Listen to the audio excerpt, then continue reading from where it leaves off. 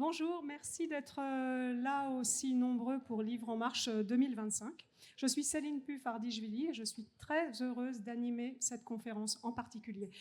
Il faut vous dire qu'il y a quelques années, je suis venue en tant que co-autrice et cette année, comme les dernières années, je suis venue en tant qu'animatrice parce que le festival nous donne tellement d'énergie et tellement de nourriture spirituelle à mâcher, travailler, avaler, que c'est irrésistible. Personnellement, je suis devenue absolument accro. Qui pourrait résister au plaisir de lire 3 essais comme ceux que j'ai lus cet été? En tout cas, moi, je ne peux pas résister. Voilà. D'autant plus que le sujet qu'on aborde aujourd'hui me touche de près en tant que citoyenne, mais aussi en tant que professionnelle, parce que dans ma vie professionnelle, je manie le verbe, donc je parle autant que j'écris, je lis, je fais passer des messages, je les triture forcément, je les déforme, j'en ai peur. Et j'ai une agence de relations presse, donc c'est particulièrement délicat parce que je prends des messages de la part de gens qui me paient pour le faire et je les transmets à des journalistes qui prennent ces messages sur la base de plein d'autres intérêts ou qui ne les prennent pas d'ailleurs. Dans ce cas-là, je suis bien embêtée, mais ça arrive. Et autant dire que le message, comme dans un jeu de téléphone arabe, il est tiraillé, il est utilisé, il peut être manipulé.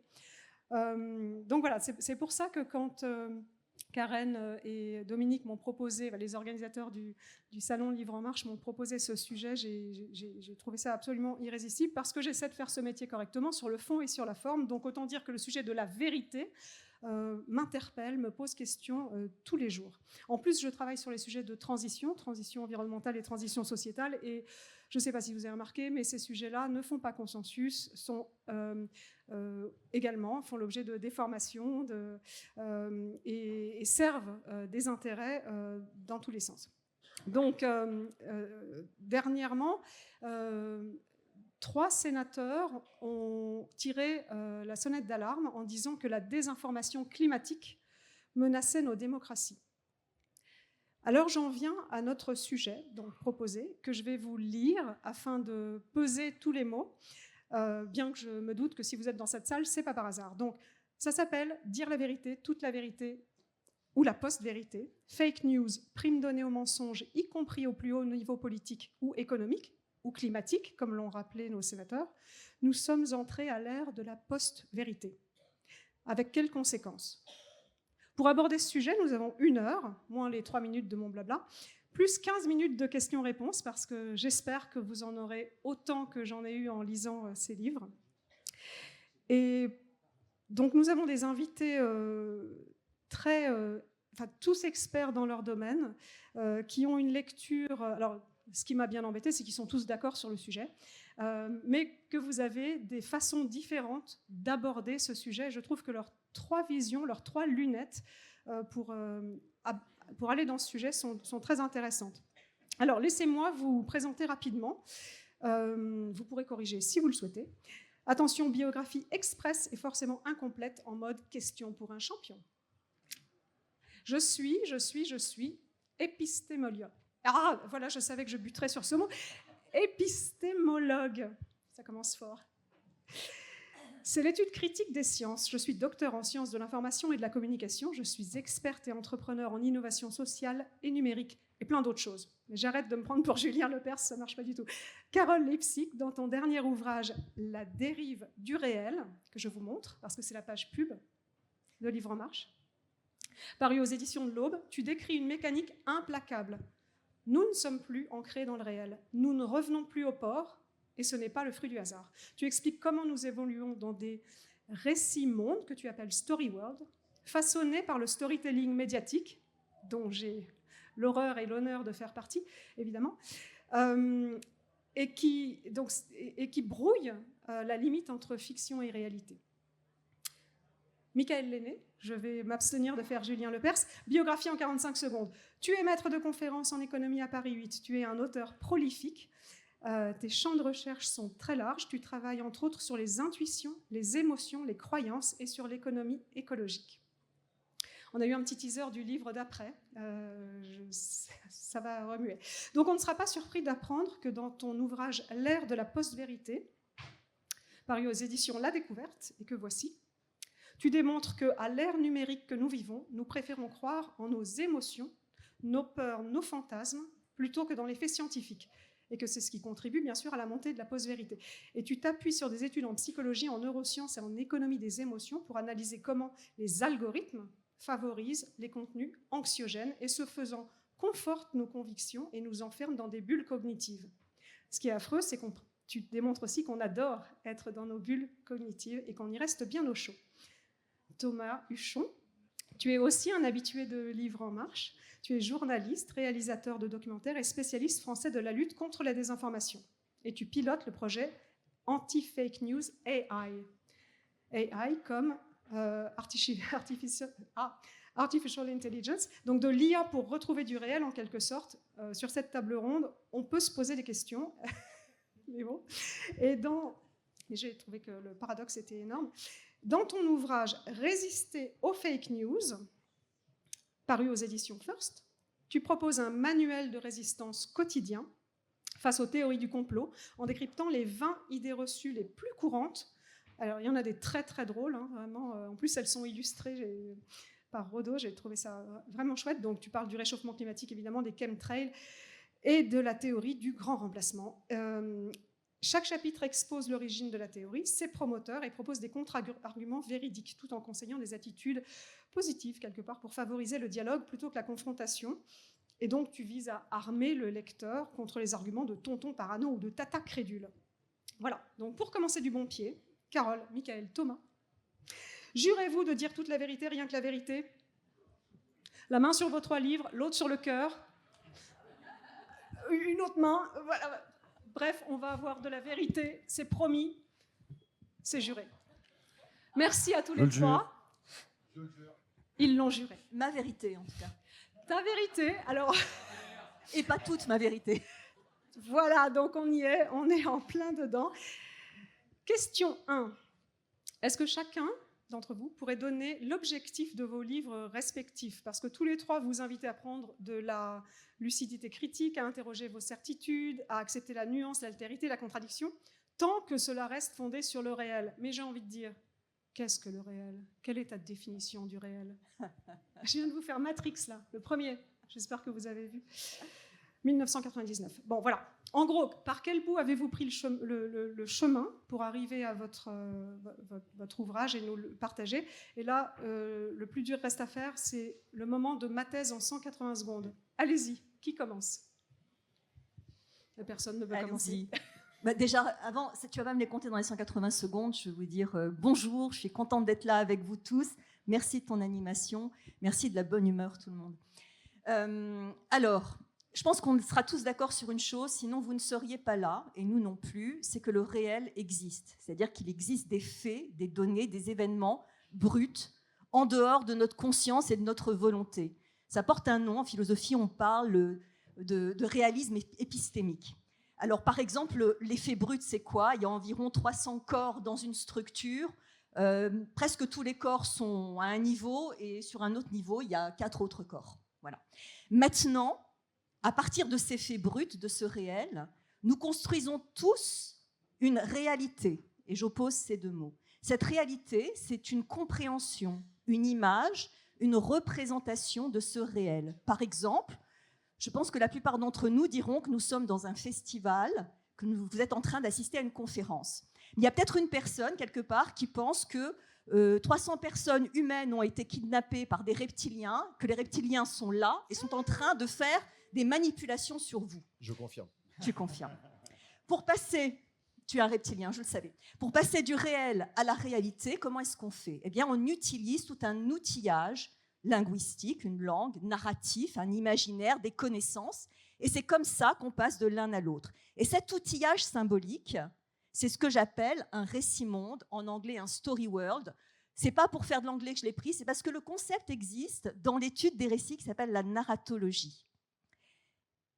Ça suffit pour commencer. En tout cas, c'est un bon teaser. Le livre est exceptionnel. Merci pour ce teaser. Tu vas nous apporter d'autres éléments au fur et à mesure. Merci Céline. Merci à toi. Thomas. Bonjour. De même, je suis très heureux d'être ici. J'adore débattre. Merci pour ton animation. Je dirais qu'à l'origine de la démarche scientifique, il y a l'étonnement. Puisque c'était ta question, comment est-ce que j'aboutis à une réflexion là-dessus? Il y a l'étonnement, et je dirais même un peu plus que de l'étonnement, il y a de la sidération. Face à une actualité qui est hélas récurrente, où, par exemple, ceux qui attaquent la démocratie au Brésil et aux États-Unis le font autour de complots imaginaires, au motif de complots qui n'existent, hélas, que dans leur représentation, que dans leur esprit, où la COP28, qui doit décider de notre sort climatique, se déroule dans un des pays les plus pollueurs au monde, où on peut dire que le discours dominant aujourd'hui dans l'opinion publique française est un discours qu'on pourrait appeler climato-dénialiste, c'est-à-dire un discours qui soit promeut l'inaction climatique, soit minimise la gravité du changement qui est en cours. Et donc cette espèce de hiatus grandissant entre les apports des connaissances scientifiques et l'opinion, ça c'est quelque chose qu'il me fallait absolument comprendre.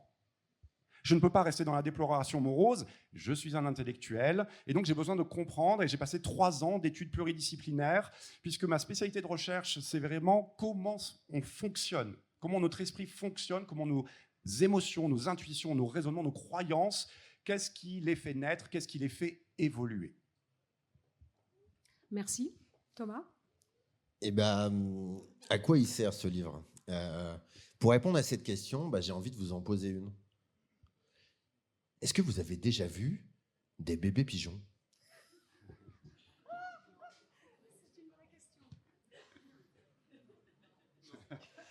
Bah non, c'est normal. Parce que les pigeons, c'est pas vrai.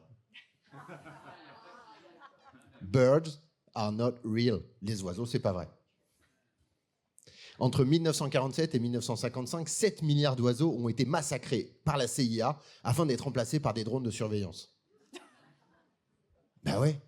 Vous êtes jamais rendu compte que quand un pigeon se pose sur une île électrique, tout va bien. Par contre, quand c'est une chauve-souris, elle brûle instantanément.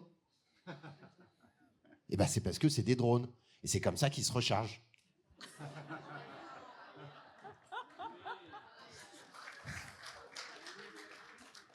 Ça, c'est ma théorie du complot préférée. Birds are not real, c'est un truc qui a été inventé par un mec qui s'appelle Peter McIndoe en 2016. Il a inventé ce truc complètement délirant pour se moquer des électeurs de Donald Trump. Et le problème, c'est toujours le même avec les mensonges. C'est qu'il y a toujours quelqu'un qui finit par y croire. Il y a donc des dizaines, des centaines, des milliers, des dizaines de milliers, des centaines de milliers de personnes qui ont commencé à adhérer à cette idée et à organiser des manifestations aux États-Unis dans lesquelles ils criaient « Les pigeons, c'est pas vrai! Les corbeaux, c'est du faux !» Et en fait, à quoi il sert mon livre? Il sert justement à essayer d'éviter tout ça. Et de rappeler un truc qui est fondamental mais qu'on ne dit pas suffisamment souvent, c'est qu'effectivement, il y a du réel. Il y a des choses sur lesquelles on peut s'appuyer. Ces choses, ça s'appelle les faits. Et si la vérité nous échappe quelque peu depuis un certain nombre d'années, mais il y a quand même un truc sur lequel on est obligé de tous se mettre d'accord, c'est qu'il y a des faits. Et c'est là-dessus qu'il faut se baser. Et donc ce livre, il essaye de rappeler le fait qu'il y a des faits, que 2 et 2, ça fait 4, et que c'est pas parce qu'il y a des gens qui crient super fort et qui nous disent que ça fait 3 ou que ça fait 5, qu'ils ont raison. Voilà. Merci pour ce résumé. Je pense que ça vous aura tous donné envie de voir les 20 autres exemples assez rigolos que tu nous donnes. Je me permets quand même de dire un truc, c'est que il y a un pigeon là depuis tout à l'heure qui nous regarde. Moi, je suis très inquiet. Voilà. Non, mais moi, je me posais en fait une question tout le temps. Excuse-moi, mais ma pensée a bugué là-dessus. Qu'est-ce qu'on fait des crottes? Ça, c'est de la pollution. C'est pour vous rendre servile. Voilà, c'est comme les traces des avions dans le ciel. Ça, c'est du sida répandu sur les populations. Voilà. Les crottes de pigeons, c'est pareil. Vous voyez comme quoi, finalement, la post-vérité, ça peut aller jusqu'à une table ronde à Livre en Marche. Bon, et devenir un sujet très sérieux. Alors, pour qu'on soit bien tous alignés sur ce dont on parle, j'aimerais vous faire le test de la définition. Et j'ai décidé d'être complètement arbitraire, donc c'est moi qui décide de quel mot vous allez donner la définition, mais vous avez le droit de vous rebondir les uns sur les autres. Donc, Michael, je voudrais que tu commences par le mot vérité, qui n'est pas fait, c'est différent, il me semble. Oui, c'est différent. La vérité, c'est ce qui existe indépendamment des croyances. Nous avons développé collectivement, nous les sociétés humaines, quelque chose de formidable qui s'appelle la science, dont la vocation est de se rapprocher le plus possible de la vérité. Et par exemple, typiquement, qu'est-ce qui fait qu'on peut se rapprocher de la vérité? C'est avec un protocole scientifique, une méthode particulière, qui fait qu'un chercheur qui appliquerait le même protocole, alors que nous pensons tous différemment les uns des autres, il aboutit au même résultat. Merci. Carole, post-vérité. Tu vas peut-être pas être contente de ce que je vais dire et peut-être que Michael ne sera pas d'accord. Tu vois, tu auras du débat. Moi, je ne crois pas en la post-vérité. Pourquoi? Je vais vous parler d'un personnage, Don Quichotte. Et Don Quichotte, un philosophe, Michel Foucault, le prenait comme exemple du marqueur d'un changement d'époque. Il disait, avant Don Quichotte, on vivait dans un monde où on ne pensait que par ressemblance. Et dans le monde, quand on marchait dans le monde, quand on cherchait à connaître le monde, on cherchait ce qui se ressemblait et on projetait nos récits sur le monde. Puis après Don Quichotte, ça a changé. Alors, pourquoi est-ce que Don Quichotte est le dernier représentant de la pensée qui se projette sur le monde? Parce que quand il voit un moulin à vent, qu'est-ce qu'il fait? Il ne voit pas un moulin à vent, il projette sa mythologie. Et sa mythologie, c'est les romans de chevalerie. Il se demande à quoi ça ressemble dans sa mythologie. Il dit, mais ça ressemble à un géant. Donc en fait, c'est un géant. Et d'après Michel Foucault, après Don Quichotte, quand on pense comme ça, on serait fou. On serait rentré dans l'ère des Lumières, et les Lumières auraient éclairé le monde, et on ne marcherait plus dans nos mythologies, on marcherait dans la recherche de la vérité. Sauf que moi, je crois que ce n'est pas vrai. Je crois qu'on a toujours continué à marcher dans nos récits. On a toujours continué à utiliser nos story worlds. Don Quichotte, son story world, c'était la chevalerie. On continue à projeter nos story worlds sur le monde. Et des fois, ces univers narratifs, c'est des sciences économiques, des fois, c'est des sciences politiques, des fois, c'est des religions, des fois, c'est des délires aussi. Il y a des story worlds personnels, des story worlds collectifs. Donc pour moi, le vrai leurre, c'est de croire qu'il y a eu une époque où on a cessé de marcher dans nos mythes. Ok. Réponse à méditer pour post-vérité, on pourra y revenir. Oui. Thomas, fake news. Alors, est-ce qu'il y a des gens ici qui parlent anglais? On va déjà traduire. Ah, monsieur est courageux en plus. Ah, mais attends, on a même une prof d'anglais. Je la connais. Excusez-moi, monsieur. Je vais embêter Anne. Alors, est-ce que vous pourriez, ma chère Anne, on va se vous voyez pour l'exercice, me traduire en français le terme de fake news? Fausse nouvelle. On pourrait peut-être dire fausse information. Mais si on devait, et là je me tourne vers monsieur, traduire en anglais le terme de fausse information, qu'est-ce qu'on dirait?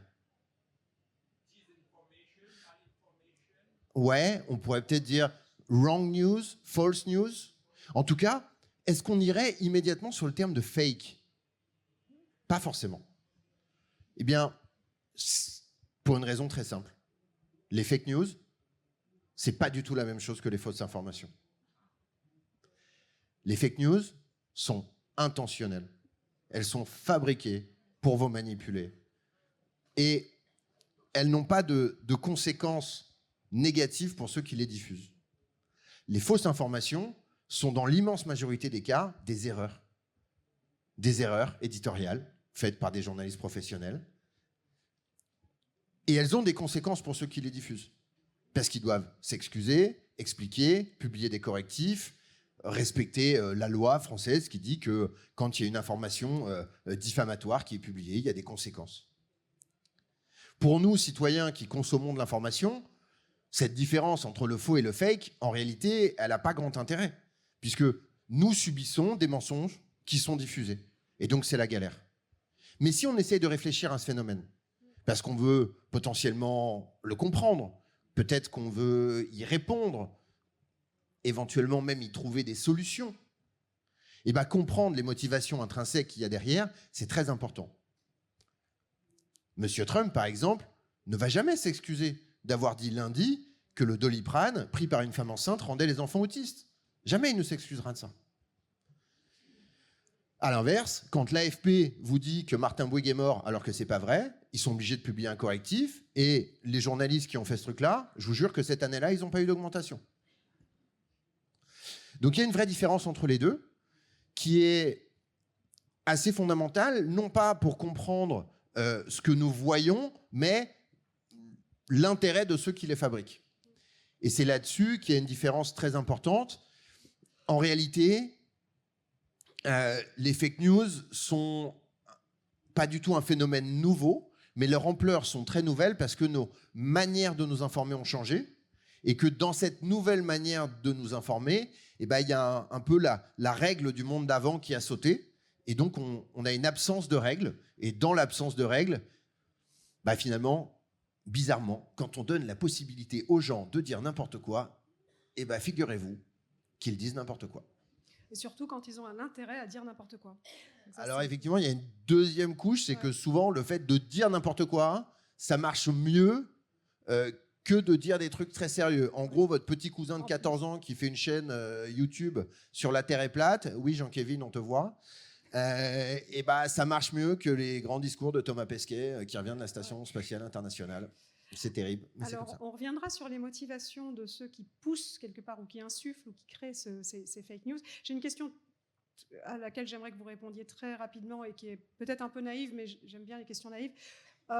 Pourquoi on dit post-vérité dans lequel il y a quand même vérité? Pourquoi on ne dit pas juste mensonge, ce qui serait quand même peut-être plus simple pour go? Je peux essayer un truc. Allez-y. Ben, en fait, je crois que l'idée que la post-vérité, l'idée de la post-vérité, c'est pas le moment où il n'y a plus de vérité. C'est le moment où nous n'avons plus ce qui nous permet d'établir nos vérités. C'est ce que disait Carole. Donc, en réalité, moi, j'ai un moment très précis dans lequel tout ça est arrivé. Hein. On est le 21 janvier 2017, c'est l'inauguration du premier mandat de Donald Trump. Toute la matinée, les équipes de Trump nous font monter l'idée qu'il y aura beaucoup plus de monde pour voir M. Trump qu'il n'y avait de monde pour M. Obama en 2009. Les journalistes américains sont taquins. Ils vont vérifier cette affirmation. Ils vont donc faire un truc vraiment débile. Ils vont prendre des photos aériennes et les comparer. Et quand on regarde la photo de 2009 où il y a Obama, les pelouses qui séparent le Capitole de la Maison-Blanche sont pleines. Et quand on regarde celle de 2017 pour Trump, elles ne sont pas pleines du tout. Et franchement, mais même un aveugle confronté à ces photos est obligé de dire qu'il y a plus de monde pour Obama que pour Trump. Et finalement, en vrai, on s'en fout un peu. Mais confronté à ces deux photos, la conseillère en communication de M. Trump va nous expliquer que non. Mais non. En fait, il existe quelque chose qu'on n'avait pas prévu, qui ne sont pas une autre vérité, mais des faits alternatifs, alternative facts. Et bien, s'il peut exister des vérités alternatives, les faits alternatifs, ça n'existe pas. Et ce jour-là, en fait, notre monde a basculé. La post-vérité, ce n'est pas l'absence de la vérité, c'est le moment où il y a des faits alternatifs. Vas-y, Carole. Et moi, c'est là-dessus que j'avais envie de parler, sur cet exemple que tu donnes, en apportant une notion qui est importante à mon sens, qui va reboucler sur les story world et qui vient aussi de la narratologie. Il existe deux types de vérités. Il existe la vérité des faits, mais il existe aussi, quand on s'intéresse au récit, la vérité de fiction. Qu'est-ce que c'est la vérité de fiction ? Certains d'entre vous connaissent peut-être l'univers narratif, le story world de Dune, de Frank Herbert. Dans Dune, on peut plier l'espace pour se déplacer. C'est vrai dans Dune. C'est la vérité de fiction dans Dune. Tout l'univers va fonctionner sur cette base narrative.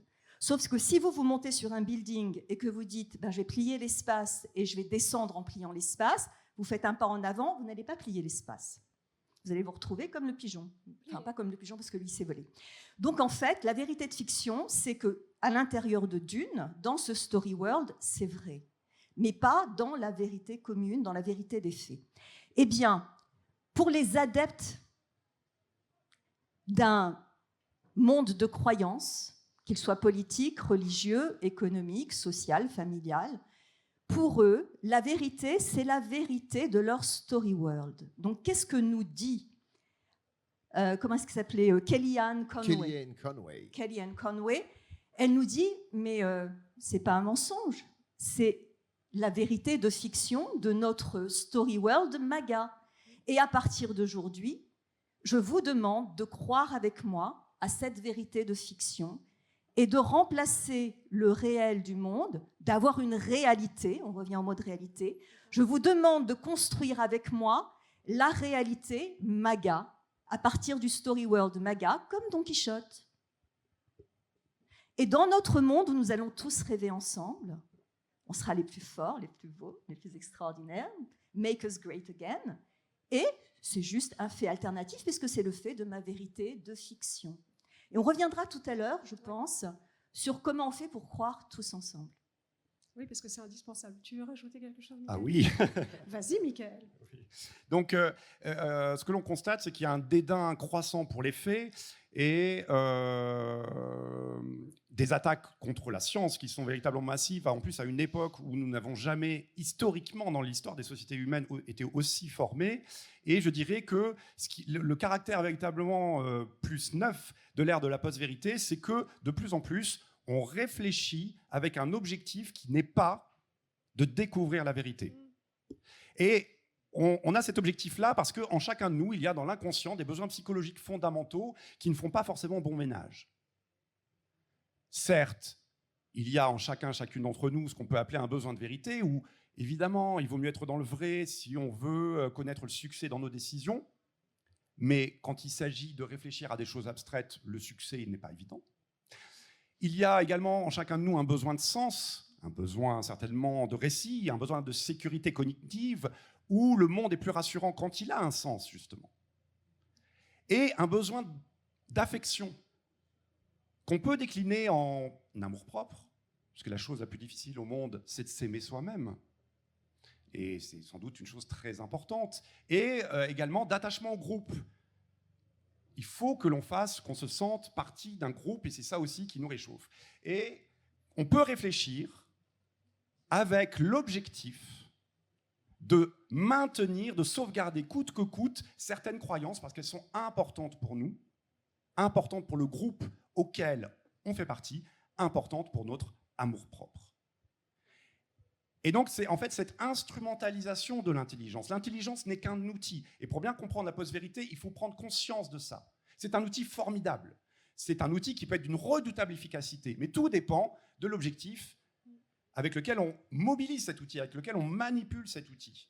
Si notre objectif n'est pas la recherche de la vérité, on va être très efficace pour croire en des idées infondées, absurdes, spéculatives, les impensés, les points aveugles d'un raisonnement. Vous savez, un raisonnement dans le domaine de la réflexion sur la société, alors disons le mot des sciences sociales, un raisonnement c'est comme un pont. Aussi impeccables soient vos raisonnements, s'il y a un seul point faible important, une seule chose que vous n'avez pas aperçue mais qui change tout, voyez, quelque chose d'infondé, tout votre raisonnement s'effondre. Le maillon faible. Ouais. Oui, et donc, en fait, c'est pour ça que ceux qui vont être dans ces croyances-là ne sont pas forcément stupides du tout. Pas du tout. Et ça serait une grave erreur que de réduire ça à de la bêtise. Non, ce qui se joue là, c'est un détournement de l'intelligence, c'est une instrumentalisation de l'intelligence pour satisfaire d'autres besoins. Et c'est vrai que les émotions ne font pas bon ménage avec les faits. Et ça, tu nous le démontres. Minute culturelle, je sens que vous êtes chaud pour ça. Je voudrais amener dans cette salle un grand philosophe français qui a dit « On nous cache tout, on nous dit rien, plus on apprend, plus on sait rien, on nous informe vraiment sur rien. » Ça vous dit quelque chose ou pas du tout? Merci. Ah ben voilà, il y a des grands intellectuels comme moi, Jacques Dutronc. Est-ce qu'il y a de quoi devenir parano? Qui dans la salle se sent parano? Vous ne vous sentez pas parano? J'adore. Mais quand même, il y a toujours eu manipulation. Mais ce qui change aujourd'hui, et je crois qu'on en vient là dans nos échanges maintenant, parce que cette réalité se balade autour de nous. Aujourd'hui, ce qui change par rapport à l'époque de Don Quichotte, par exemple, c'est les réseaux, c'est la data, c'est les algorithmes, c'est le vrai gros trublion qui amplifie tout ce qui nous occupe, donc de ces sujets de fake news ou de post-vérité. Et le numérique est partout, il est en nous, il est dans nos téléphones 24 heures sur 24. On ne peut plus y échapper, même si on voulait vraiment. Alors pourquoi c'est grave Enfin, prenons le postulat que c'est grave. Peut-être que vous allez me dire que c'est pas grave. Mais si c'est grave, pourquoi c'est grave? J'aimerais vous raconter une expérience que j'ai menée hier au lycée Monge à Chambéry. Hier? Oui, hier. Donc j'étais pas au courant. Donc c'est Non. pas dans mes questions. Donc j'étais invité par ce lycée et il y avait à peu près 140 élèves de première et de terminale. Je leur ai demandé de taper le même terme de recherche sur YouTube, vous voyez bien la plateforme de vidéo, et le même terme de recherche sur Google. Vous voyez le moteur de recherche? Alors, ils devaient me renvoyer, chacune d'entre eux devait me renvoyer les 3 premières suggestions de YouTube et les 5 premières suggestions de Google. Donc si l'algorithme, c'est quoi? C'est une suite de règles qui va structurer le boulot des moteurs de recherche. C'est en fonction de l'algorithme que les moteurs de recherche travaillent. Donc si ces algorithmes étaient purement techniques, eh bien on aurait dû avoir 3 résultats sur YouTube, 5 résultats sur Google. À votre avis, combien de résultats avons-nous eu? Si on fait une vente aux enchères, là. 25, pas mal, mais bon, ça ne me convainc pas encore, c'est pas assez. Est-ce que vous avez une petite idée? 30 ans, mais soyez plus ambitieuse. Non, en fait, il y a eu, sur YouTube, il y a eu 50 résultats, et sur Google, il y en a eu 80, à peu près différents. Alors pourquoi est-ce qu'il y a ça? Donc ça, déjà, c'est une démonstration par l'exemple, et donc ça les a happés, ça les a captivés. C'est une démonstration par l'exemple que ces algorithmes ne sont pas faits pour acheminer vers nous le meilleur contenu, le contenu le plus intelligent, le plus véridique, mais ils sont faits pour que l'on interagisse avec ce contenu, ce qu'on appelle l'engagement. Il faut pouvoir interagir le plus longuement possible. Et c'est avec ce but-là qu'ils sont structurés. Donc en fait, les biais des algorithmes vont s'appuyer sur nos biais cognitifs.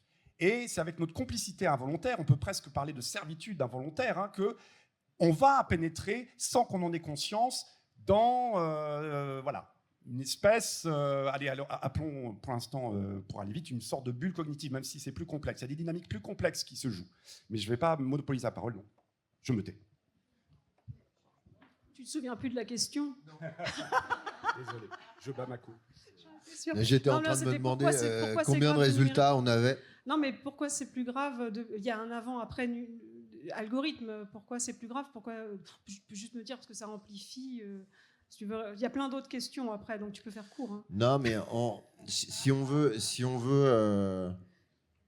ça serait effectivement très très long de développer tout ça, mais en fait, on a cru que le progrès technologique serait un progrès humain et qu'il irait dans le sens de nos visions aussi politiques d'une certaine manière. Moi, j'ai un peu le sentiment que ces plateformes numériques ont réussi en 20 ans à foutre en l'air 2000 ans de progrès civilisationnel. En fait, pendant 2000 ans, on a cherché à lutter contre les instincts grégaires de l'être humain. Et depuis 20 ans, on a décidé de les subventionner de manière algorithmique, permanente, de manipuler les citoyens à leur insu. Et moi, vraiment, je milite pour la fermeture pure et simple des réseaux sociaux et leur interdiction. En tout cas, tant qu'ils ne respecteront pas nos lois. Mais je suis très souvent effaré de l'espèce d'apathie généralisée sur cette question et du nombre de gens que je vois défendre l'idée que ces réseaux seraient une forme de liberté. En réalité, je ne crois pas qu'on peut avoir de liberté quand on n'a pas de libre arbitre.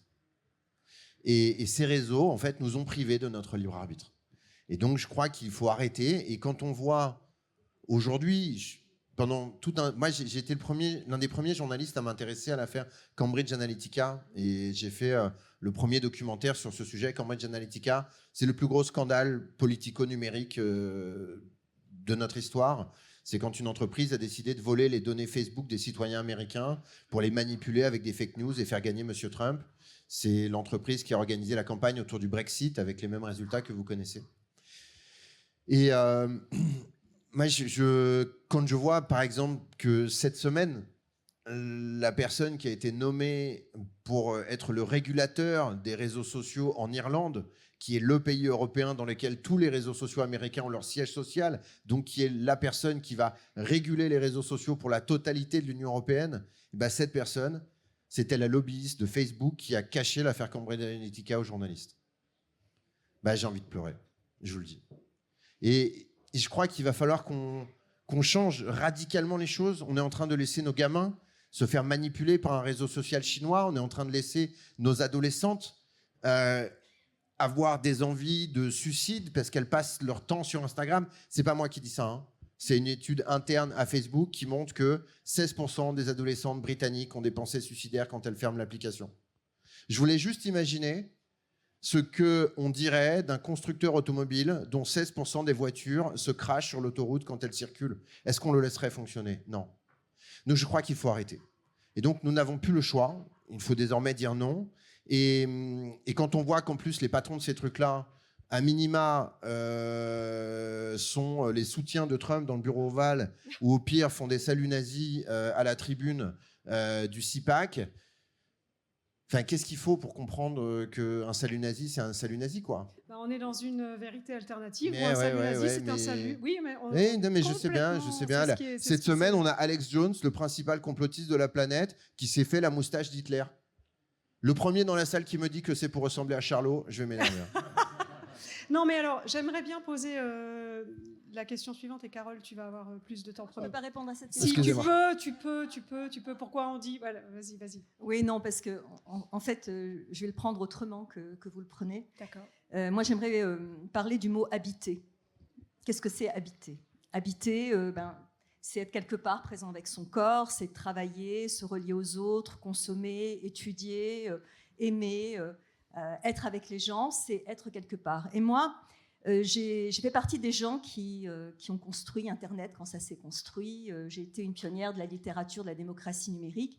Et pourquoi je l'ai fait? Parce que je me suis dit, l'engagement politique de nos générations, maintenant, c'est ça. Pas parce qu'on n'est pas en train juste de construire des outils. On est en train de construire un lieu qu'on va habiter. On est en train de construire l'extension de l'habitat, de l'environnement. Et c'est ce qu'on appelle l'écoumène en géographie. Donc, on est en train de construire un écoumène, un lieu de vie pour nous les humains, qui est constitué d'écrans, de médias. Le média, ce n'est pas que l'image, c'est aussi le texte. Et dans lequel on va exister et habiter. Sauf que j'avais vraiment conscience qu'il y aurait quelque chose de différent dans cette habitation. Là, on est tous dans un espace physique avec nos corps, dans une présence. Mais dans les médias, ce n'est pas la présence. On est en représentation. On est dans une représentation, en représentation, comme des personnages. On devient des personnages. Si vous êtes dans une visioconférence, vous avez le petit encart, là où vous vous voyez avec les autres. Quand vous êtes sur un réseau social, vous avez votre photo quelque part, même si c'est un dessin, même si c'est un mot. Et pour moi, il se passe là quelque chose de fondamental. On est en train d'écraser la distance entre la présence et la représentation, entre l'habitat physique et l'habitat médiatique. Et là, dans cet écrasement entre la présence et la représentation, entre le physique et le médiatique, il se passe quelque chose où notre rapport au réel est bousculé et où tout le reste est possible, des manipulations. Il y a une deuxième chose, c'est que dans cette matrice médiatique qui nous entoure et dans laquelle nous vivons désormais, tout nous vient de la même manière. Que ce soit la captation du réel, que ce soit la mise en scène du réel ou le deepfake. Et donc, comment on fait, nous, petits personnages dans tout ça, pour pouvoir nous en sortir? Donc, ça change quelque chose. Non, mais... Avant même les algorithmes, avant même les réseaux sociaux, par le fait d'habiter le numérique.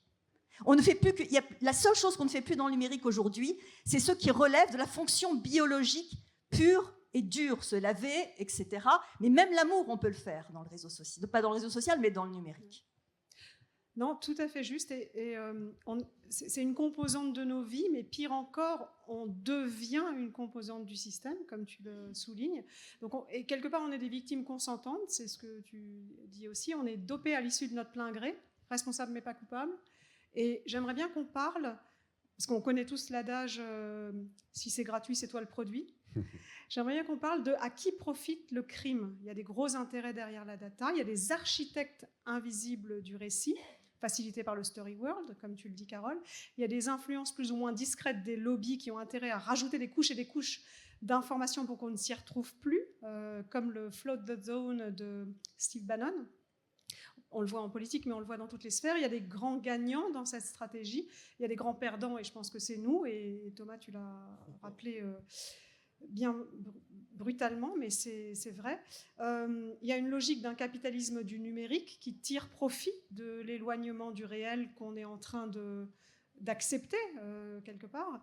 Alors, comment est-ce qu'on peut détecter cette influence des lobbies sur le récit médiatique et politique, et comment est-ce qu'on peut s'affranchir des peurs que ça génère? Parce que c'est fait pour nous effrayer aussi. Tu as insisté sur le mot...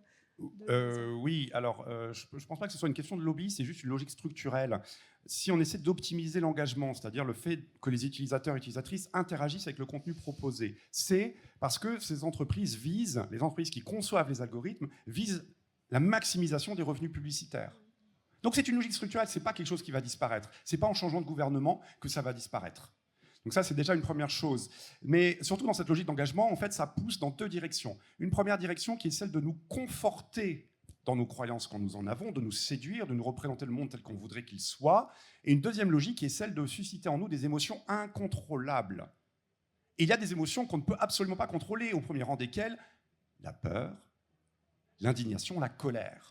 Donc évidemment qu'ensuite, par devers nous, le fait d'être plongé régulièrement dans cette sorte de bain émotionnel va faire évoluer nos points de vue. Il n'y a rien de tel que les émotions pour nous faire changer de point de vue, souvent à notre insu. J'aimerais ajouter un tout petit point sur le fait que sur la collaboration involontaire dont nous faisons preuve, c'est que nous sommes toujours portés à nous illusionner sur notre degré de maîtrise de nos propres pensées, par complaisance narcissique, qui est peut-être un peu indispensable, par amour-propre.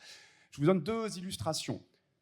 Lorsqu'on tape une recherche Google, 70% des clics concernent les 5 premiers résultats.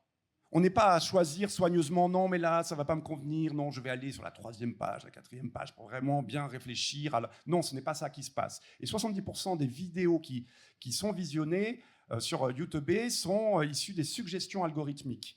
Donc, on a bien cette influence qui se fait avec notre inconscience. Et par ailleurs, pour juste en revenir sur ce qui joue dans notre esprit sans qu'on en ait conscience, le simple fait de se poser la question typique des réseaux sociaux, est-ce que je partage ce contenu ou pas, crée dans notre cerveau un conflit entre les deux besoins psychologiques fondamentaux, qui est d'un côté le besoin de vérité, on veut quand même être plutôt dans le vrai, et de l'autre côté le souci de la réputation, de l'amour-propre, de la réputation. Est-ce que ça va me permettre d'être plus aimé de mon entourage, d'avoir plus de likes, etc. Donc, du fait de ce conflit cognitif, on est 18%, collectivement, 18% moins capable de faire la différence entre le vrai et le faux. Pourtant, se poser une question... Ça désactive cette... Oui, parce qu'il y a un conflit, comme s'il y avait un brouillage sur la ligne, la friture. Et donc, on n'en a pas compte. Bien sûr, quand on interroge les individus, non, mais moi... Bien sûr, vous savez, moi je fais preuve d'esprit critique, je prends, je laisse, vous savez, moi je ne m'en laisse pas compter, moi je ne suis pas de la dernière pluie. Évidemment, tout le monde pense ça, sauf que dans les faits, quand on constate ce qui se passe, on est dans ces cas-là 18% moins capable. Mais si l'ordre des questions est inversé, si on se pose d'abord la question est-ce que je partage ou pas avant de se demander oh là, mais attends, est-ce que c'est vrai ou faux, c'est 35% de discernement en moins. Bah, il y a une super... il y a une super vanne d'informaticien qui va dans le sens de ce que tu dis. Vous savez ce que c'est le meilleur endroit au monde pour cacher un cadavre? C'est la 3e page des résultats sur Google. Personne n'y va jamais. Alors... Les geeks sont rigolos, merci. Ben, de temps en temps, ils sont marrants. Tu parles de l'économie de l'attention. Et je voudrais vous rappeler une phrase qui nous avait tous choqués. Je pense que vous allez voir ça. Mon travail, c'est de vendre du temps de cerveau disponible à Coca-Cola. Patrick Lelay, patron de TF1, fin des années 90, début des années 2000. Ça nous a scandalisés. Et ben aujourd'hui, il me manque. Il me manque parce que Patrick Lelay, la seule chose qu'il pouvait faire pour capter mon attention, c'était augmenter le son de la pub à la mi-temps du match de foot quand j'allais pisser. Bah ouais. Ben ouais, les pubs étaient 20 décibels plus forts que le reste des programmes. Si vous ne saviez pas, comme ça, vous savez. Ah oui, pour les plus jeunes, la télévision. Vous voyez le truc noir qui est là c'est un meuble chez vos parents, dans le salon, qui prend la poussière, vous ne savez pas à quoi ça sert. Tous les meubles du salon sont bizarrement tournés vers ce truc, mais vous ne savez pas ce que c'est, ça s'appelle une télévision.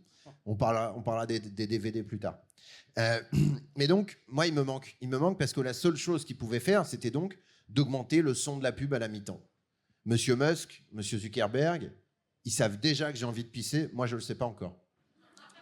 Parce qu'en réalité, on oublie quelque chose. On voit Internet et notamment les réseaux sociaux comme un espace d'information. Mais c'est avant tout un espace de surveillance. C'est un espace dans lequel on va capter en permanence les informations les plus intimes qui vous concernent pour en faire une projection comportementale. C'est la grande chercheuse américaine, Shoshana Zuboff, qui a écrit « L'ère du capitalisme de surveillance ». Si vous ne l'avez pas lu, lisez-le. C'est le bouquin fondamental du XXIe siècle. Elle explique justement que si on avait su comment les gens de la Silicon Valley allaient gagner de l'argent, on ne les aurait jamais laissés faire. Parce que ce qu'ils ont fait, c'est de faire un commerce de la projection potentielle de nos comportements et de la surveillance des individus. Une fois qu'on a dit ça, eh bien en réalité, on passe un peu de l'autre côté de ces réseaux sociaux. On comprend finalement pourquoi il faut nous maintenir dans cet état-là. Il faut nous maintenir dans cet état-là parce que ça marche mieux. Ça marche mieux de nous maintenir dans un état émotionnel que dans un état de réflexion pour capter nos attentions. Tu parles des croyances. Moi, je m'appelle Thomas. Et pendant très longtemps, j'ai porté mon prénom comme un badge de certification journalistique. Eh ben ouais, j'étais comme Saint Thomas. Et ouais, je ne croyais que ce que je voyais. J'avais même fait de ce truc-là un peu la base de mon TEDx en 2017, à l'époque où j'avais fait TEDx Bordeaux. L'année dernière, TEDx La Rochelle m'a demandé de faire une conférence et je me suis un peu interrogé sur cette histoire de Saint Thomas. Ben, je ne porte plus du tout mon prénom comme un badge de certification. Parce que, à bien y réfléchir, cette histoire, est-ce que Saint Thomas croit ce qu'il voit ou est-ce qu'il voit ce qu'il croit? Chacun a le droit de croire ce qu'il veut, ok? Mais le Christ n'a pas ressuscité. On a le droit de le croire, mais ce n'est pas vrai. Et du coup, ce n'est pas possible de voir ses mains avec les trous dedans, comme Saint Thomas. Et donc, en fait, Saint Thomas, est-ce que c'est le saint patron des journalistes? Ben, pas du tout. C'est le saint patron des complotistes. Et en fait, c'est une bascule dans mon cerveau absolument dingue. Depuis, je vous passe mes atermoiements personnels avec la religion, mais je suis plus saint Thomas d'Aquin. Voilà, quand tu t'appelles Thomas, tu as plein de saints dans l'année, tu peux choisir quand tu veux et tout. Celui-là, il filait son manteau aux pauvres. Bon, voilà, qui croit des conneries ou pas, je m'en fous, il s'occupait des pauvres, ça me va. Mais du coup, je crois qu'il y a un truc qui est très important et qu'il faut qu'on comprenne tous. Pourquoi je vous parlais de cette histoire de pigeon au début? Parce qu'en réalité, les fake news, ça marche avant tout parce qu'on a envie d'y croire. Et que le vrai problème, c'est nous. C'est terrible de dire ça. Et en même temps, si le problème, c'est nous, eh ben la solution, c'est nous. Ça veut donc dire qu'il existe une solution. Ça veut donc dire que cette solution, elle peut être réfléchie, elle peut être discutée, elle peut être débattue, elle peut être mise en place, elle peut être testée, elle peut être corrigée, elle peut être améliorée. En tout cas, ce qui est sûr, c'est que si on comprend notre responsabilité, nos limites face à la puissance des algorithmes, face au biais de nos cerveaux, eh ben on se met en capacité d'être autre chose que ce sous-citoyen qui n'en est plus un, servile, vendu aux algorithmes, à ses propres pulsions, à ses propres passions. Je crois qu'en fait, il y a quelque chose de très incapacitant à la peur et à ce truc qui nous déborde. Mais finalement, il y a aussi un moyen de reprendre le contrôle, c'est de comprendre que le contrôle, c'est nous et que nous pouvons, à un moment, dire non. Ne vous trompez pas. Les grandes transformations positives de la société ne sont pas faites par des masses. Elles sont faites par des minorités éclairées. Soyez ces minorités. Ouais, merci. Non, mais c'est très positif. Je te remercie. Et D'autant que tu as empiété sur les 8 prochaines questions, donc c'est parfait, ça va nous faire accélérer. Carole? Mais en fait, tu es en train de nous créer un nouveau saint, c'est saint Thomas la vérité.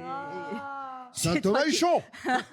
Je vais répondre à ta question, mais aussi aux choses que j'ai entendues. C'est bien qu'on se parle aussi. Tu dis que tu cites cette auteure américaine qui dit si on avait su ce qu'ils étaient en train de construire, on les aurait pas financés. Non, je suis pas d'accord avec toi et j'en sais quelque chose puisque je cherche des sous pour financer un écoumène médiatique et numérique éthique et propice depuis les années 2000 et qu'en fait on ne te les donne pas. Ce qu'on finance, c'est la promesse de profit, c'est le fantasme de profit. Et donc, si on avait vu tout le profit qu'allaient faire Google, TikTok et compagnie, on les aurait financés. Mais chercher de l'argent. Mais certains l'ont fait. Peter Thiel, par exemple, l'a fait. Si on avait su, en sachant ce qu'ils allaient faire. Mais si tu venais dire, écoutez, c'est ce que je faisais, et c'est ce que faisaient tous les gens militants engagés autour de moi, tous les Don Quichotte du numérique, on allait chercher de l'argent pour créer des outils pour le bien commun, pour le dialogue, pour l'attention, pour la connaissance. Ok, ça va rapporter combien? Ouais, mais les gens, ils n'ont pas envie de ça, quoi. Les gens, ils ont envie de s'amuser. Et bizarrement, ça n'a pas marché, ton truc. Non, alors moi, toutes mes boîtes, elles sont plantées. Hein, tu vois, j'ai jamais réussi à faire de levée de fonds suffisante. Quand je venais venir parler du bien pour l'humanité, ça, c'est tout le thème du contributif que je développe ailleurs. Mais je voudrais revenir aussi, et là, je suis d'accord avec toi, avec vous. En fait, le complotisme, ça prend pourquoi? Ça prend parce que tout le monde sait que la propagande existe. Et tout le monde sait que cette propagande, on veut la trouver. Si on ne savait pas que la propagande n'existait pas, le complotisme, il n'existerait pas. Donc, la conscience du complotisme, on l'a tous. Qu'est-ce qu'on fait avec? Et surtout, et on reviendra là-dessus, parce que bon, je sais qu'on va reparler de ça tout à l'heure, mais la question, c'est pas voir le complotisme chez les autres. C'est très facile. C'est très facile, surtout si on n'est pas chrétien, de dire bah non, Jésus ici. Non, il n'est pas revenu à la vie ou il n'a pas marché sur l'eau. C'est plus compliqué quand c'est notre religion à nous de dire mais ça c'est un peu délirant, ou quand c'est nos convictions politiques, quand c'est nos convictions économiques, quand c'est nos convictions psychologiques. Donc toute la question elle est comment est-ce que moi je rentre en surveillance de mes propres convictions, croyances et ce que je crois être mes connaissances et que l'on m'a présenté comme des connaissances, même peut-être à la fac. Tu vas à l'encontre de tes propres, de ce que tu penses être un enseignement et c'est encore plus dur parce que si tu pensais que c'était une croyance, à la limite, tu peux te dire je peux croire en autre chose. Mais alors, c'est Clément Rosset. Je vais répondre à ça, même si bon, je préfère le poser maintenant. Clément Rosset, c'est un philosophe qui travaillait sur le réel. Et il disait il y a 2 types de bêtises. Il y a la bêtise de premier degré et la bêtise de deuxième degré. La bêtise de premier degré, c'est quand on croit ce qu'on nous dit, on le croit vraiment et sincèrement. La bêtise de deuxième degré, c'est quand on a beaucoup réfléchi, on est très intelligent, on a beaucoup lu, on a beaucoup instruit notre réflexion, on a construit des principes, des logiques conceptuelles et on sait. Et on sait interpréter le monde. Il dit cette bêtise de deuxième degré-là, elle est incurable. On a beaucoup investi, on a beaucoup étudié. Cette bêtise-là, elle est incurable. Mais moi, je ne crois pas. Est-ce que tu parles de Didier Raoult, là ou... C'est vrai. Pardon. Je peux parler de beaucoup de choses très intéressantes sur le néolibéralisme, sur plein d'autres choses. Il y a un exemple très concret, très rapide. Moi, vous imaginez que je ne tombe pas très souvent dans un piège complotiste. Et ben, au mois de mai, il y a un truc qui m'a vachement plu. Une vidéo sur TikTok qui montrait des extraits de la finale de la Ligue des Champions, qui montrait les défenseurs de l'Inter Milan face au PSG, qui, au moment où le PSG marque le premier but, les mecs regardent ailleurs, ils sont à la pêche. Moi, j'ai fait du foot amateur. Si j'avais fait ça une fois, j'aurais jamais rejoué. Les mecs, c'est des professionnels, c'est le match le plus important de leur vie. Ils ne regardent même pas le ballon. Ça veut dire quoi? Que le PSG a acheté la Ligue des Champions. C'est un complot. Ils ont organisé ce truc-là. Pourquoi ça m'a plu?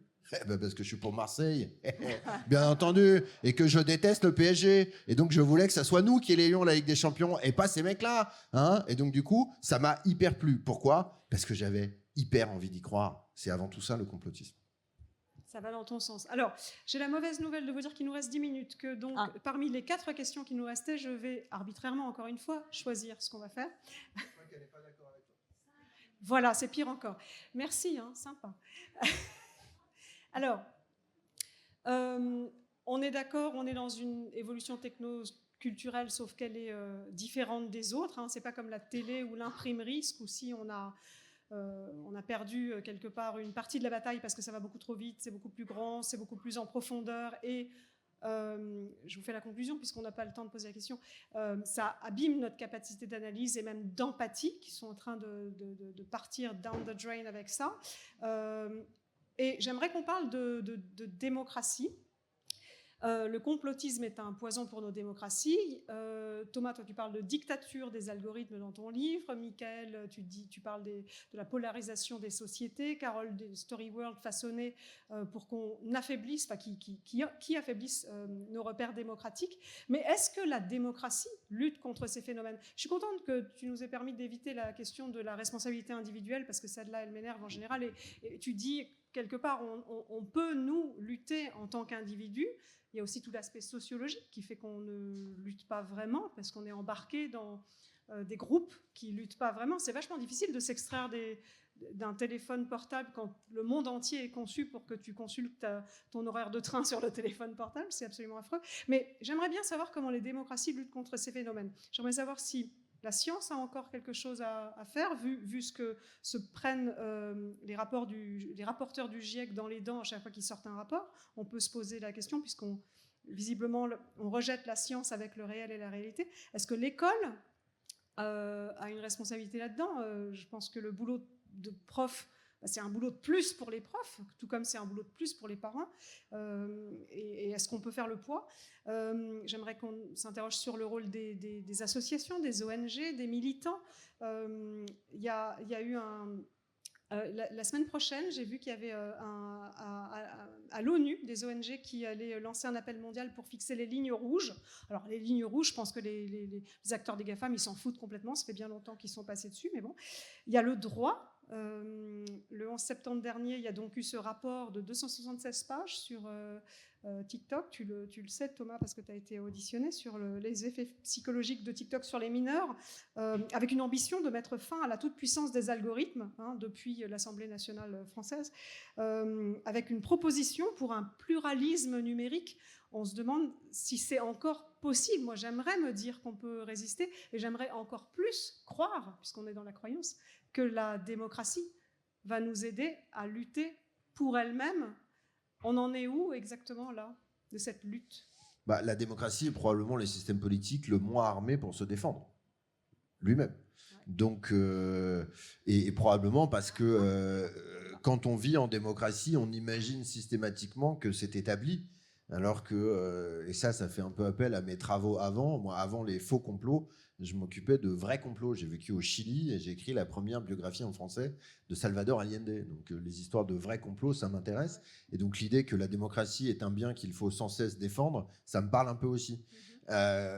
Mais je crois qu'effectivement, nous sommes un peu dans une forme d'illusion que les choses sont établies, qu'elles ne le sont pas autant qu'on le voudrait. J'aime bien cette phrase de Karl Marx qui disait que l'histoire bégaye mais qu'elle ne se répète pas. Je suis un peu inquiet de constater en ce moment des formes de bégaiement un peu fascisants qui me rassurent pas beaucoup. Je crois que finalement, j'avais peut-être pas très bien compris, comme saint Thomas, cette phrase de Marx. C'est que finalement, notre connaissance de l'histoire nous empêche de refaire les mêmes erreurs, exactement les mêmes, mais ça ne nous empêche pas de refaire des erreurs. Et donc, je crois percevoir un peu ce qu'il voulait nous dire. Mais ce qui est certain, c'est que la démocratie repose sur deux choses fondamentales que l'espace numérique a un petit peu aboli. Le premier, c'est la transparence, et le deuxième, c'est la confiance. S'il n'y a pas de transparence, eh bien, on vit dans la peur de la manipulation, et donc on vit dans une espèce de piège, puisque la démocratie ne peut plus nous défendre, puisqu'elle n'est pas capable de nous défendre face à ces pièges.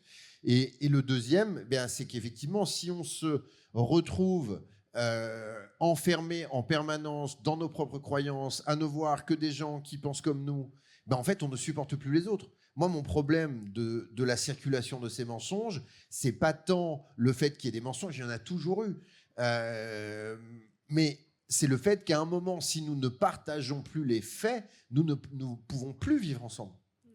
Et c'est un peu ce qu'on voit aux États-Unis d'ailleurs, d'une certaine manière. C'est que la société américaine se polarise à un point où on n'arrive même plus du tout à trouver de sujet commun entre les démocrates et les républicains.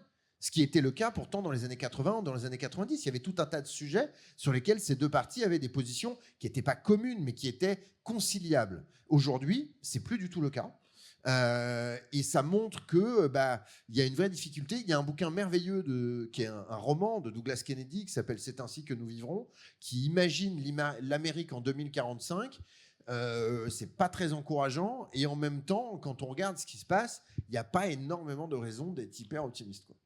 Alors, mot de la fin sur ça, et si vous voulez ouvrir ou donner des clés, mais effectivement, sinon on va se faire sortir, et il y a des questions dans la salle, donc vas-y. Oui, moi je pense à un philosophe qui s'appelle Jacques Ellul et qui a réfléchi les médias, la technique et la propagande. Et il pointait ce paradoxe. Qu'est-ce que la démocratie? C'est l'organisation de la rivalité entre les points de vue, les story world, si on prend... Et il dit le problème, c'est que, et pourtant lui, il n'était pas encore à l'époque de la matrice numérique de médias et du tsunami informationnel, il était juste à l'époque des masses médias. Il disait le problème, c'est qu'il y a plus d'informations qu'on ne peut les traiter en tant qu'humains. Donc, si la démocratie veut organiser la rivalité entre les story worlds, je parle à ma façon, en fait, elle doit organiser la propagande. Chacun doit venir en simplifiant les idées, c'est la seule façon de se faire entendre. On simplifie, on agite, on fait bouger les émotions en simplifiant les idées. Lénine parlait d'agitation, il disait c'est quoi l'agitation? C'est la simplification d'une idée. Hannah Arendt disait c'est quoi l'idéologie? C'est la logique d'une idée qu'on pose jusqu'au bout. Donc on ne fait que ça, et c'est les éléments de langage, c'est les plaidoyers, c'est la pédagogie. Donc il disait on aboutit en fait à bouger les énergies qui mettent les affects en marche, qui font marcher le ressentiment, qui font marcher l'indignation, qui font marcher la coagulation des peuples. Le problème, disait-il, c'est qu'à partir de ce moment-là, on met en marche des forces obscures que l'on ne peut plus arrêter, comme on l'a vu. Donc, il disait, la démocratie à l'âge des médias, et on pourra dire, nous, à l'âge des numériques, et devant ce paradoxe, elle organise la rivalité des story world dans l'information. Au final, elle organise la rivalité des propagandes, et qu'est-ce qu'elle crée? Et il a cette formule qui est effarante, mais il y aura un mot d'espoir quand même. Il dit « Elle crée l'homme totalitaire à conviction démocratique ». Donc, comment on fait? Moi, je crois, et mon prochain livre parlera de ça, entre autres, je crois qu'il y a de la place pour des programmes politiques qui revendiquent de ne pas simplifier. C'est pour ça qu'aussi, quand j'écris, je ne simplifie pas tout. Je pense qu'on doit... C'est passionnant, justement, merci. On doit avancer.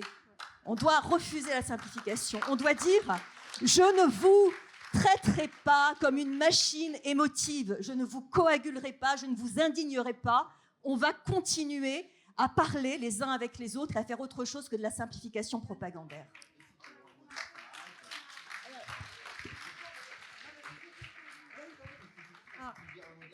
Oui, Michael, dis un mot de la fin. Oui, alors, bon, j'aurais pas le temps de développer ma conception de la démocratie, mais je pense que c'est dommage parce qu'on aurait eu un débat, parce que je suis pas d'accord avec vous, mais j'ai vraiment pas le temps. Juste sur la peur, puisqu'il y a une montée des peurs collectives qui est en partie due au biais des algorithmes. La peur va désactiver l'empathie qu'on peut éprouver pour les membres de l'autre groupe. La peur renforce le conformisme de groupe, émousse l'esprit critique et crée une demande pour un pouvoir fort. Donc je pense que la première des choses à faire, et je vais être très bref, c'est d'essayer de lutter contre nos peurs, surtout quand les peurs sont à l'origine de nos pensées, surtout quand c'est des peurs qui inspirent nos pensées. Parfois, la peur peut être la conclusion d'une réflexion de longue haleine, bien documentée dans le réel. À ce moment-là, ok, mais quand la peur inspire les pensées, et dans les algorithmes, on est là comme peur, comme cause des pensées, c'est là où on va avoir droit à des pouvoirs forts qui vont attaquer la science. Parce que c'est ça qui nous attend. En France aussi, ça ne se limitera pas aux USA. Merci. En tout cas, j'espère...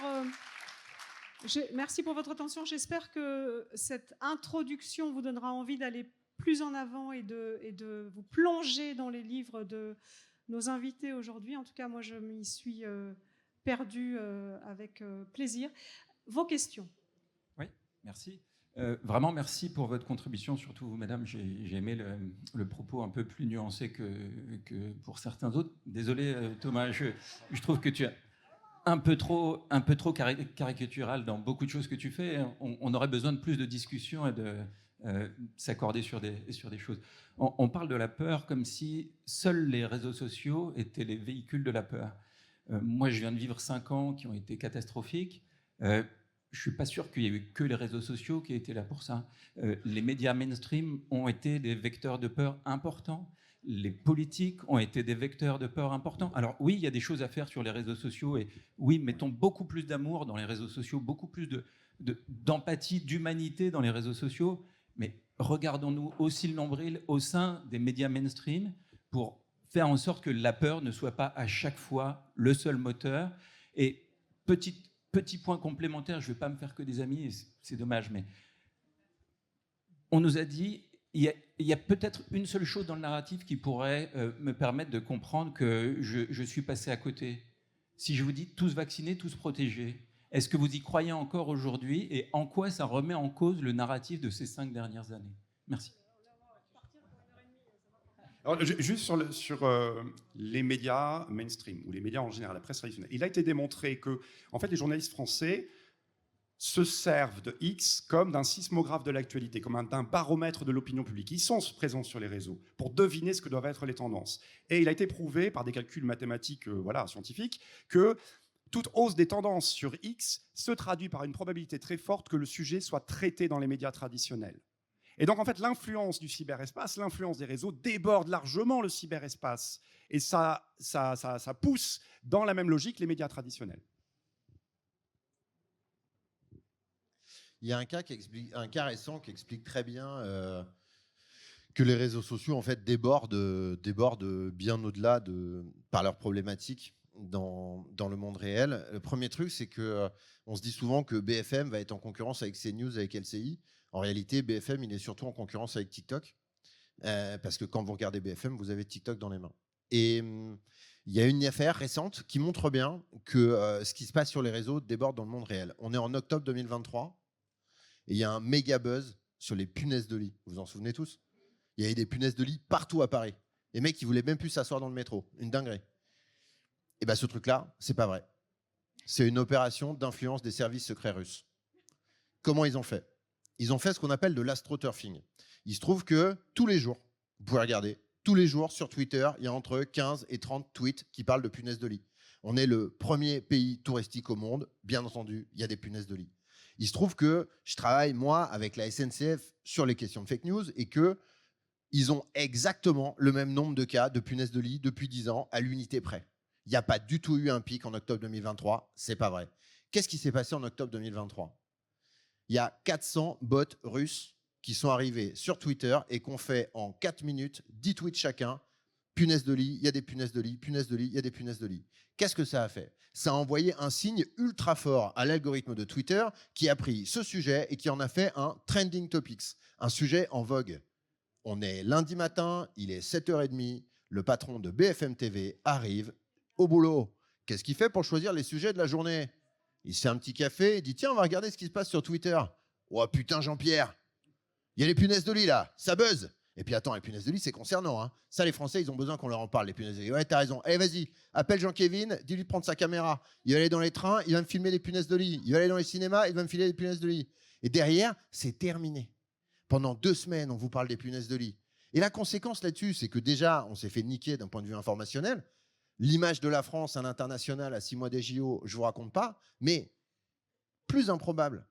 Vous avez 5 entreprises françaises qui ont vu leur chiffre d'affaires gravement impacté par cette histoire. Air France, Accor Hotel, SNCF, RATP et les cinémas UGC. Personne n'a compris pourquoi il y avait des punaises de lit chez UGC et pas chez Pathé. Hein. Mais bon, ça, on en... Peut-être que les Russes n'avaient pas le fait que Pathé fait des cinémas, j'en sais rien. Mais du coup, ça montre bien que tout ce qui se passe dans cet espace numérique, ça impacte, y compris ceux qui ne sont même pas inscrits là-dessus. On est tous persuadés qu'il y avait des punaises de lit partout dans Paris. Sauf que ce n'est pas vrai. Et donc, il y a un moment où, effectivement, il va falloir qu'on s'interroge sur la responsabilité des médias professionnels, sur la responsabilité des citoyens et sur aussi notre capacité à l'emballement qui est en permanence subventionnée. À un moment, il faut aussi se méfier un tout petit peu de ce qu'on a envie de croire et arriver un peu à penser contre soi-même.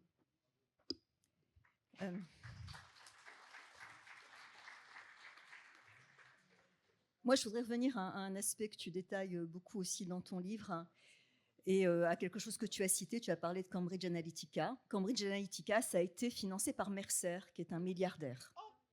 N'est-ce pas ? Voilà, Robert, qui était un milliardaire et qui voulait influer sur l'avenir du monde. Il y est arrivé, puisque Cambridge Analytica, c'est le même principe que le tunnel d'engagement quand on achète du clic à l'achat. C'était du premier clic au vote. Donc, il y a eu des milliards. On parle des médias traditionnels et aujourd'hui, on ne peut que constater une concentration des médias dans les mains de quelques milliardaires. Ce n'est pas du complotisme, ça a malheureusement lieu. Et aussi, il n'y a pas que ça. Hein. Qu'est-ce qu'on va... Moi j'explore beaucoup, enfin, j'étudie beaucoup Wikipédia et les groupes d'influence sur Wikipédia qui ne sont pas tous autogérés, qui sont parfois financés. Donc, comment est-ce qu'on fait face à ça ? Avec quelle bonne volonté, nous en tant que citoyens. Déjà sur Wikipédia, je pense qu'on doit s'inscrire, on doit y aller, on doit voter, on doit participer à équilibrer les choses. Mais ça prend du temps. On n'a pas les moyens, on n'est pas payé. On veut créer d'autres types d'algorithmes. Je suis absolument, personnellement, je ne comprends pas pourquoi les réseaux sociaux ne sont pas soumis à la concurrence des algorithmes. Comment ça se fait ? On a bien ouvert Apple à la concurrence pour pouvoir faire des apps sur Apple. Pourquoi on n'a pas la concurrence des algorithmes ? Ah, mais ça poserait un problème. Qui financerait ces algorithmes sains ? On n'aurait pas l'argent. C'est-à-dire que d'un côté, on a de l'argent qui va financer des choses qui sont dans l'économie de l'attention. On a des milliardaires qui viennent, que ce soit le Qatar, Mercer, Bolloré ou Sterrin, avec des idéaux illibéraux, qu'ils soient coloniaux ou décoloniaux, parce que ça existe au nord et au sud, les illibéraux. Et en face, on a des gens qui veulent défendre la démocratie et qui viennent en tant que citoyens avec leurs petits bras, avec leurs petits moyens, et qui ne peuvent pas faire face à cet afflux d'argent qui vient financer des... excuse-moi, j'espère que ce n'est pas du complotisme, mais qui viennent financer des médias qui sont là pour l'économie de l'attention ou qui sont là au service de projets politiques ou de projets étatiques. Et quand c'est des États qui viennent, comme la Chine ou la Russie, ils ont aussi des moyens colossaux. Donc nous, la démocratie, c'est nous, hein. Démocratie, c'est pas pour qui on vote. La démocratie, c'est d'abord nous. Nous, on se sent concernés, on va faire attention à ce qu'on pense, à ce qu'on croit. On peut se demander aussi ce qu'on peut faire. Mais quand on a envie de faire, on doit faire avec nos moyens contributifs. Parce que la démocratie, c'est la contribution. Je vous renvoie à mon premier livre sur l'activité contributive. On ne fait pas le poids contre les milliards. Et donc là, je pose une question. Comment on fait si l'Europe ne se décide pas à financer les projets contributifs en faveur de la démocratie qui ne sont pas lucratifs ? S'ils viennent tout le temps en disant « c'est quoi vos fonds propres et c'est quoi vos promesses de profit ?» Nos promesses de profit, c'est une meilleure démocratie, un meilleur vivre ensemble. Là, c'est très gentil, mais non, merci.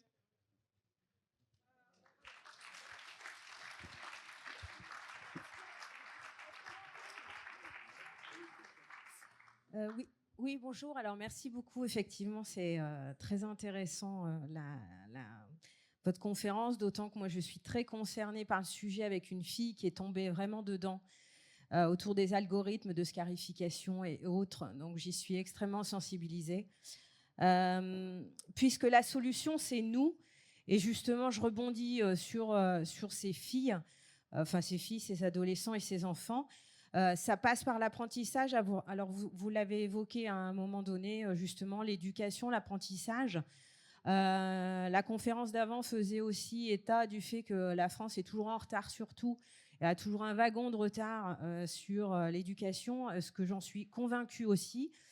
Mais là, il y a peut-être quelque chose aussi à faire, hein, parce que le futur, c'est nos enfants.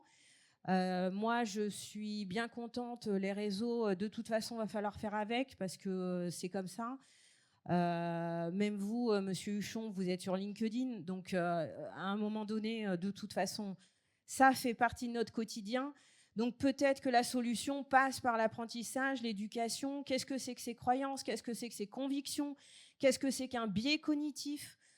Toutes ces choses-là, pourquoi est-ce qu'on n'apprend pas ça à nos enfants aussi ? La façon dont ils sont algorithmiquement, de toute façon, manipulés.